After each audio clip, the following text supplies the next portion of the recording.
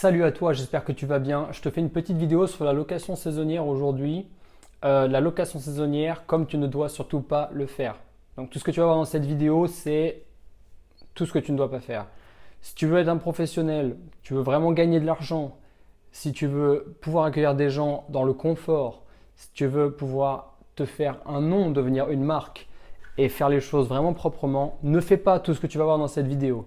Donc là, je vais en profiter justement pour te donner des conseils. Euh, Clairement, ici, il y a tout le contraire de ce que moi je fais. Et clairement, ça m'a mis dans un état de colère. En fait, ce qui se passe, c'est que c'est un appartement que j'ai loué.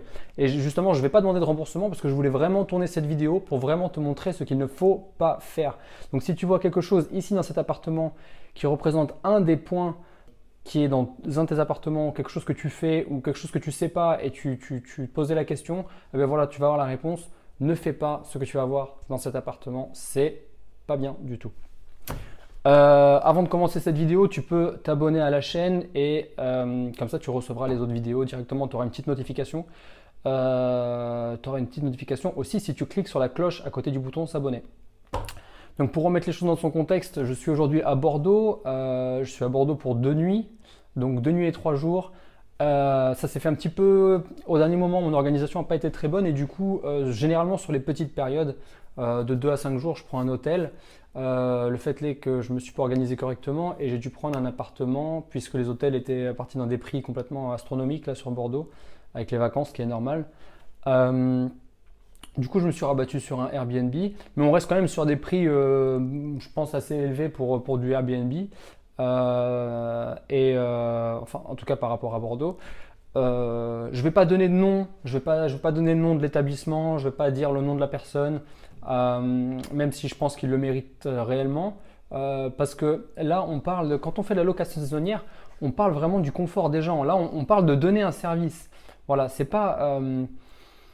Je pense qu'il y a quelque chose qu'il faut remettre dans son contexte, pardon, c'est la qualité. C'est le vouloir faire bien. Ça, c'est important. Quand on fait de la location saisonnière, c'est le premier sujet. De toute façon, il faut savoir une chose, c'est qu'en faisant des choses comme ça aujourd'hui, ce que je vais vous montrer, on ne fait pas d'argent. Voilà. Il n'y a pas moyen de faire d'argent avec cet appartement. Cet appartement n'est pas une mine d'or. Même si c'est à Bordeaux, croyez-moi, ça, moi, j'ai jamais vu. J'ai jamais vu. Pourtant, j'en ai vu des Airbnb, j'en ai vu des appartements sur Booking, j'en ai vu des chambres d'hôtes, des villas.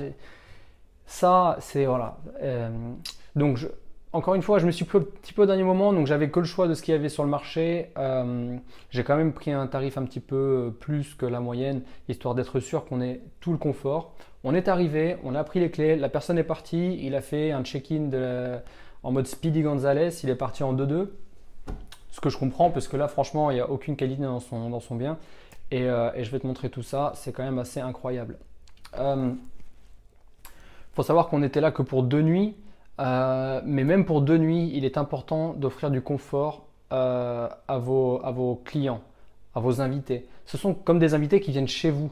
Alors, si clairement tu ne travailles pas avec Airbnb, tu n'as pas cette problématique parce que tu es déjà à un niveau psychologiquement qui te permet de te dire bon bah moi je suis un professionnel, je ne travaille pas avec Airbnb. Il faut savoir qu'il y a des gens qui font du Airbnb, moi j'en fais, mais de manière complètement professionnelle. Alors c'est clair que les gens, quand tu leur expliques, ils disent oui, mais Airbnb, ça a été fait c'est de l'entraide, on met un matelas sur le sol et on est. Non, ça c'est de la merde. Airbnb c'est devenu une machine, c'est devenu un gros business. Donc voilà, on arrête le bullshit. Airbnb c'est pour les pros, on arrête de faire de la merde. Moi clairement, ce que je vois sur Airbnb, ça me donne envie de vomir. Dans ma ville, les appartements qu'on loue, on s'est démarqué facilement. Franchement, je n'ai pas vraiment forcé. On s'est démarqué facilement parce qu'on fait les choses correctement. Ici à Bordeaux, la périphérie, je crois on touche le million, voire même un peu plus d'1 million d'habitants, si je ne me trompe pas. Sinon, vous pouvez me corriger dans les commentaires. 1 million d'habitants, c'est 1 million. S'il y a 1 million d'habitants qui ont besoin de se loger à 1 euro, ça fait 1 million d'euros. Donc il y a énormément d'argent. Il y a énormément de gens qui ont besoin d'appartements. Le truc, c'est que quand on leur propose un service comme ça, ce n'est pas normal. On ne peut pas faire ça. Donc, pense d'abord à la qualité de ton bien, la qualité du service que tu proposes. Même si le bien n'est pas extraordinaire, s'il n'est pas au top niveau emplacement, si à l'intérieur, si la qualité du bien, de la cuisine, de la literie, top, le number one, la literie doit être au top, et là, c'est pas le cas, justement. La propreté, donc, numéro 1, la literie. Numéro 1, same position, la propreté, pas de poussière. Et après, bon, bah, on passe dans tout ce qui est utile, donc la cuisine, les draps, les couleurs. Bon. Après, c'est plus du détail, mais déjà, quand la literie elle est bonne, que l'emplacement est bon et que c'est propre, on commence à avoir des bons commentaires. Déjà là on est déjà bien au-dessus de ce que je vais vous montrer aujourd'hui. Donc, je vais arrêter de parler, mon blabla, je vais prendre la caméra, la tourner et vous faire une petite visite. Et en même temps, je vais argumenter parce que bon, c'est quand même ouf. C'est quand même ouf ce qu'il y a à voir. Donc, je ne sais même pas par où commencer. En plus de ça, il y a une anecdote. Je ne l'ai pas précisé, mais il y a une anecdote complètement ouf que je vais vous dire, que je vais te dire. C'est un truc de malade. Même moi, ça m'est jamais arrivé. Pourtant, enfin bon.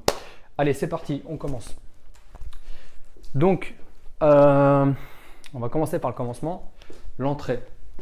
Je ne sais pas s'il y a de la lumière. Comment ça marche? Voilà. Là, je ne sais pas. Bon, alors ça, c'est l'entrée. Ok, je ne sais pas si on voit correctement. Je vais plutôt tourner carrément la caméra. Voilà, donc là, on a l'entrée. Porte d'entrée, 3 verrous. Ok. Il m'a clairement fait comprendre de ne pas utiliser les 2 verrous qui sont ici. Ok. Mais que celui du milieu. Alors, j'ai les clés pour les autres verrous, mais il m'a dit, oui, n'utilisez pas les verrous. Ne fonctionne pas très bien. Voilà. Qui en 2017 a envie d'aller dormir ou a envie de sortir de l'appartement et de fermer qu'un seul verrou quand il y a 3 verrous? Qui n'a pas envie d'être en sécurité? Là, vraiment, stratosphérique, j'ai jamais entendu ça toute ma vie. Alors évidemment, quand on est sorti de l'appartement, j'ai fermé les autres verrous, enfin oui, les autres verrous. En plus de celui-ci, parce que moi, ça m'a pas mis en sécurité du tout et je me suis dit que quelqu'un pouvait passer, parce que du coup, si on ferme que cette porte, et que quelqu'un, même si quelqu'un a les autres clés, de toute façon, on n'est pas en sécurité puisque on peut se faire cambrioler. On va revenir 1 minute. On revient 1 minute sur la description des appartements en Airbnb.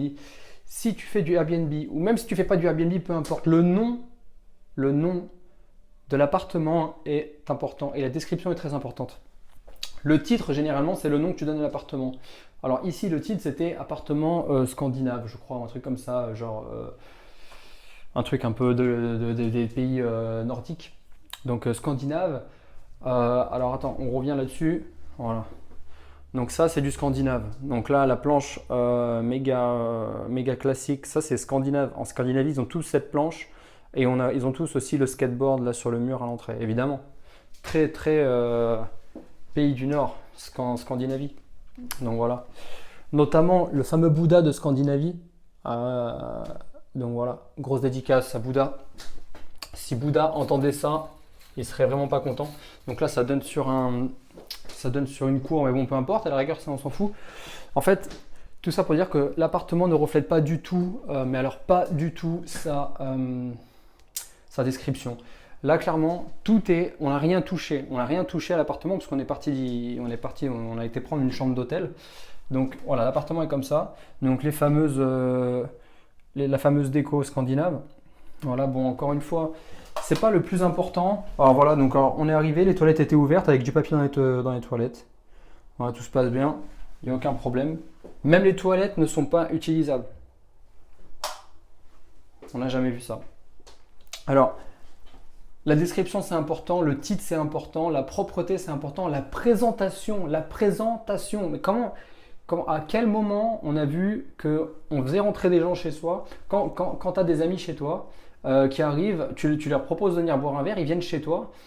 Évidemment, quand ils te disent c'est où les toilettes c'est au bout du couloir. Quand ils arrivent au bout du couloir, ils attendent que la porte soit fermée, de rentrer dans les toilettes et que la cuvette des toilettes soit fermée et qu'il n'y ait rien dans les toilettes, que c'est propre, que ça sente bon. Ça, je sais pas, si c'est tes amis, c'est tes amis. Et là, ces gens qui viennent ici, c'est pas tes amis, c'est des gens qui te payent en plus de ça. Des gens qui te payent, c'est-à-dire qu'ils t'ont sélectionné toi, ils ont sélectionné ton bien.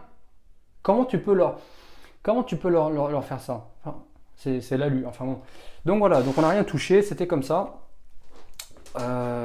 Et c'est l'alu. Donc là, petite déco, petite salle de bain scandinave avec le produit. Hein. Bon là, on est clairement sur un appartement. Je pense que cette personne vit ici. Il doit vivre ici et quand il a une réservation, il s'en va. La preuve, c'est qu'il y a une brosse à dents ici. Voilà, brosse à dents. On est sur, donc là, on est sur du, je sais pas comment on appelle ça, de la crasse ou de la poussière. Allez, de la crasse. Là, on est sur de la crasse. On a la même dans la salle de bain, là, dans la baignoire, je veux dire. Donc, je sais pas si ça c'est scandinave ou voilà. Bon, je vais arrêter avec ma blague de la Scandinavie, mais là, clairement, on est sur de la saleté. On est sur de la saleté pure et dure. Comment Qu'est-ce qui leur prend aux gens là? Depuis quand on loue quelque chose qui n'est pas propre et qui n'est pas fini? Là, on n'est même pas sur de la propreté, on est sur du truc qui n'est pas fini. C'est-à-dire que là, tu appelles un mec pour qu'il vienne te mettre un coup de pinceau, qu'il te mette tout ça au propre, il te met un beau carrelage blanc. Et voilà, la baignoire, elle a 50 balais, tu la changes. Tu vois ce que je veux dire? Tu la changes. Et là, bon bah, les gens, les amoureux des trucs d'entraide, voilà, je partage ma maison, etc. Toutes ces conneries. Ces amoureux-là, ils vont me dire, oui, mais c'est normal, il vit ici, donc il laisse tous ses produits, il laisse sa brosse à dents. Mais moi, personnellement, je m'en fous qu'il vive ici. Moi, ce que je veux, c'est vivre ici pendant 2 nuits. Je veux que ça soit propre. Je veux profiter de Bordeaux, mais si j'arrive ici et que l'appartement est à chier, je vais pas en profiter, ça va me rester dans la tête. Tu vois ce que je veux dire? Et je pense que c'est pareil pour toi. Je pense que c'est pareil pour toutes les personnes qui vont visiter dans un endroit. Par exemple, les gens qui vont visiter Cancun au Mexique, à aucun moment ils se disent ouais on va arriver, ça va être pourri parce que c'est Cancun, les gens n'ont pas forcément trop de thunes. Mais absolument pas. Absolument pas. Ils savent très bien que ça. Mais qu'est-ce. Alors tu vas me dire Mathieu, on compare pas Bordeaux à Cancun. Bien sûr qu'on compare Bordeaux à Cancun. Partout, ça devrait être propre partout. Surtout à Bordeaux, surtout dans un pays riche comme la France. Ça devrait être une base. Et c'est une base solide. En tout cas, chez les gens qui sont pros, c'est le cas. Alors là, Mathieu, alors là, tu vas certainement me dire, Mathieu, les serviettes n'étaient pas comme ça quand même, tu rigoles. Les serviettes étaient comme ça, je le jure. Ah, je le jure, les serviettes étaient comme ça. D'ailleurs, elles sont sèches, on dirait du pain. On dirait du pain dur. Elles sont complètement sèches, les serviettes. Ce qu'il m'a dit, en fait, il a à peine ouvert la porte et à peine allumé la lumière, il m'a dit, ah oui, les serviettes n'étaient pas tout à fait sèches, alors je les ai mises à sécher dans la salle de bain. Voilà. Donc, voilà, on sort de la salle de bain qui en a quand même pris pas mal pour son compte. Donc là, on est dans l'appartement de type scandinave, avec les fameux poteaux parisiens scandinaves. Voilà, les lumières. Bon, clairement, on est sur un endroit type... je sais pas comment on peut dire, je vais essayer d'ouvrir ce truc. En fait, ce qui s'est passé, c'est que sur les photos, on voit... alors, les photos ont été bien prises. Alors là... Si tu fais de la location saisonnière ou si tu veux en faire, les photos sont vraiment très importantes. Dans cet appartement, les photos ont été bien prises. Il connaissait le concept des photos. Il a bien marketé le truc. En fait, il y a 2 choses qui m'ont fait choisir cet appartement. C'était les photos et c'était... Alors attends, ça tourne? Ouais, ça tourne toujours. C'était les photos et la description qui était en anglais. Généralement, quand je choisis un appartement sur Airbnb, je prends celui qui a une description en anglais. Non pas parce que je parle anglais ou parce que je vis en Angleterre, mais tout simplement parce que c'est un signe généralement de quelqu'un qui a un peu plus d'expérience, quelqu'un qui est professionnel, puisque il ouvre son champ de clientèle et il s'élargit en touchant une clientèle qui parle anglais, c'est-à-dire tout le monde, quoi. Il n'y a que les Français, c'est très français de ne pas parler anglais. Et donc du coup, quand il y a ça, c'est un facteur pour moi de choix. Le fait est que là, il connaissait les 2 tricks un peu pour attirer donc de la clientèle. C'était les bonnes photos et savoir parler anglais, en tout cas faire une description en anglais. Donc sur les photos, on voyait un plan rapproché un peu comme ça. Si je pose la caméra comme ça fait un peu genre... moi je me suis dit bon, peut-être que c'est scandinave, je sais pas, hein, à la rigueur. Un peu moderne. Et le lit, alors là du coup je sais même plus par où commencer. Le lit, je vais quand même te parler du lit, parce que j'ai commencé. Alors la photo du lit était prise un peu comme ça. Donc un peu comme ça, voilà. De façon à ce qu'on ne voit pas que le sommier était directement sur le sol.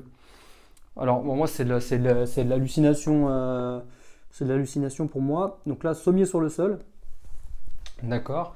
C'est-à-dire que le sommier ne respire pas du tout.